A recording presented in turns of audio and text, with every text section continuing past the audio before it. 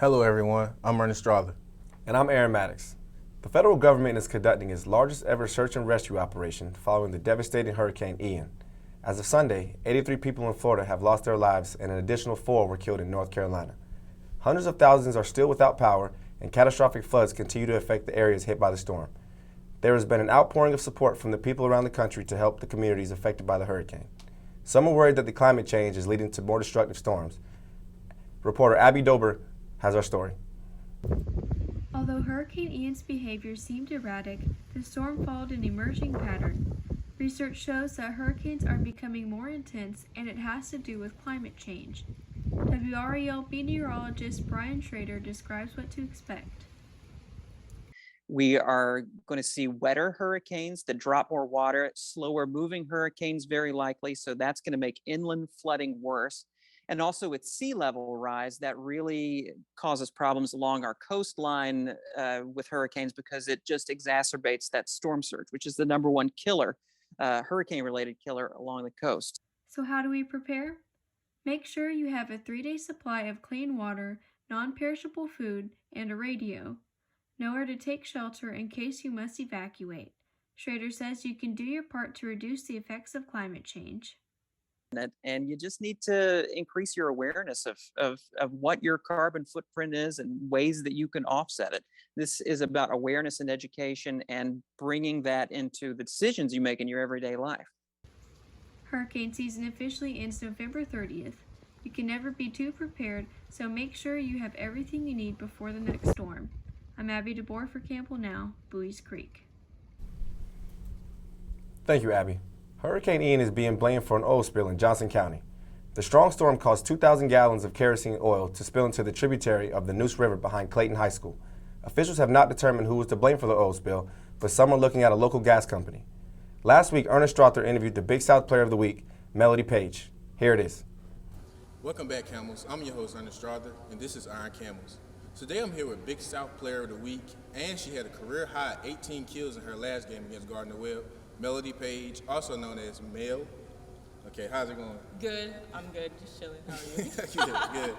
So I know your last game you did have a career high in kills. What did you see from them, or what did they show that allowed you to dominate? We just really executed the game plan, and in practice, my coaches, we've been just talking about like me staying off the net, so that helps me be able to like swing through and just be able to like see the court. And so if I'm off, I'm able just to see like what's open. And so I think during this past weekend especially, I was just really off the net, and then I was able to like just see the court better. So that's what helped me a lot. Got you. So you guys were the 2021 Big South Conference champs, right? Mm-hmm. So as a veteran on the team, what do you think needs to be done this year for you guys to execute and repeat that same thing again? I think what needs to be done this year, we just need to play as a unit. Our preseason was a little shaky, only because we have I think 5 freshmen or 4 freshmen, and just getting used to playing with everyone. And so we did have a tougher preseason schedule, so that just made us only have to play as a unit more. And so honestly, just playing as a unit, and then just executing when we have to execute. We were up a lot in preseason, and we just didn't execute, so that made us fall. Like, we lost in 5 a couple of times, we lost in 4. And so just like executing and then just realizing that we got to play as a unit. Right. So this is your senior year. Before we wrap up, what are some of your expectations for this year for yourself or the team? For the team, I expect us to win regular season first and then win Big South, because Big South, they're only taking 4 teams this year. Right. And then just for myself, just to continue to be a leader and just to continue to do what I have to do to help the team and just do my best to try to score points. Gotcha. All right, Camels, you heard it here first. I'm here with the Big South Player of the Week, Melody Page. Thank you for coming and speaking with us for a little bit. I'm your host, Ernest Strother, signing out. This week is homecoming in the Creek. Homecoming is not just about the parade and the football game on Saturday. Campbell will be hosting multiple events throughout the week to celebrate the event. The first event is Casino Night in the Student Union Theater at 7:30 p.m. on Tuesday. For more information on the upcoming events, go to Campbell's website and search for Homecoming. Turning to sports, Campbell football is back on track after a strong performance against North Carolina Central over the weekend. This was a must-win game for the Campbells as they were on a 2-game losing streak. However, this came to an end Saturday with a 48-18 win. Campbell hopes to carry this momentum into homecoming Saturday at 4 p.m. when they take on Charleston Southern for their first conference game of the season. Be sure to come out to Barker Lane Stadium and cheer the Camels on. Men's soccer continues its strong season with a 5-0 victory over Winthrop on Saturday.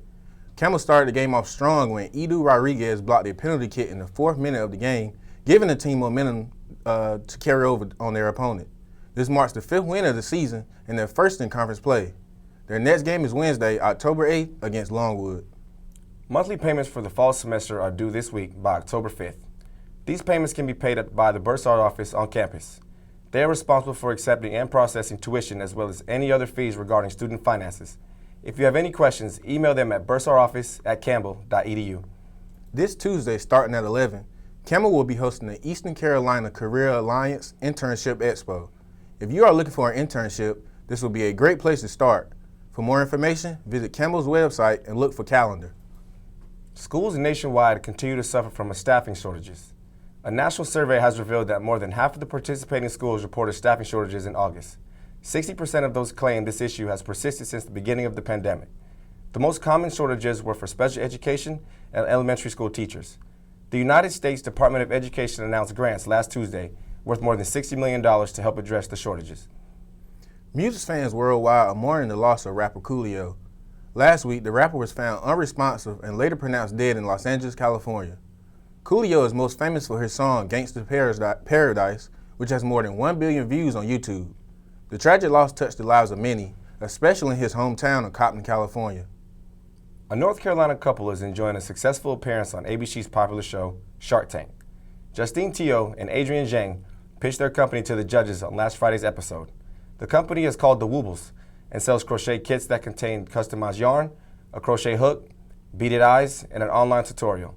The couple received offers from each of the judges, but settled on an offer that would make the company worth $7.5 million. Thanks for tuning in. I'm Aaron Maddox. And I'm Ernest Strother. See you next time on Campbell Now.